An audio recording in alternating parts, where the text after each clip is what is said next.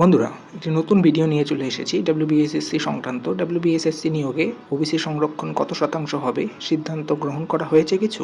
কবে শুরু হবে ইন্টারভিউ, গ্রুপ সিডি রেজাল্ট কবে আসবে, আসুন জেনে নিই এই ভিডিওতে। প্রায় 4 মাস হয়ে গেছে, কবে নিয়োগ সম্পন্ন হবে, কবে ইন্টারভিউ হবে, এই প্রশ্ন সকলের মনে চলছে। প্রায় বহুদিন ধরে কোনো খবর না আসার পরে একটি খবর পাওয়া যাচ্ছিল ওবিসি সংক্রান্ত জটিলতার কারণে নিয়োগ থমকে আছে।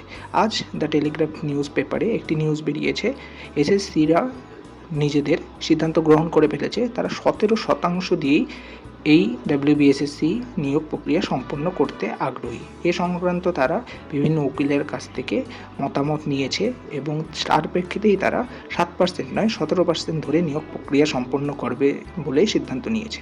এক্ষেত্রে সরকারের নির্দেশ এসেছে উপর মহল থেকে, কারণ আমরা জানি 11-12-এর অলরেডি কাউন্সেলিং প্রক্রিয়া শুরু হয়ে গেছে।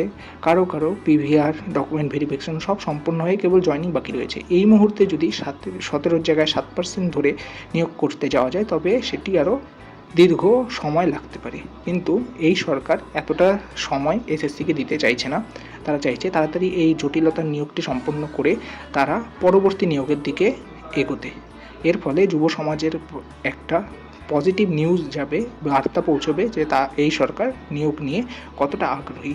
এই কারণেই কোর্টের রায় এবং নিজেদের সিদ্ধান্তে, যেহেতু এসএসসি পূর্বেই নিজেদের নিয়োগ প্রক্রিয়া শুরু করেছিল এবং তখন 17% ওবিসি রুল লাগু ছিল, তাই তারা সিদ্ধান্ত নিয়েছে যে এই নিয়োগ প্রক্রিয়াটি 17% ধরেই শেষ হবে। ওবিসি জটিলতা কাটা মানেই 9-10-এর ভাইবা শুরু হবে এবং তারপরেই গ্রুপ সিটির রেজাল্ট আসতে চলেছে।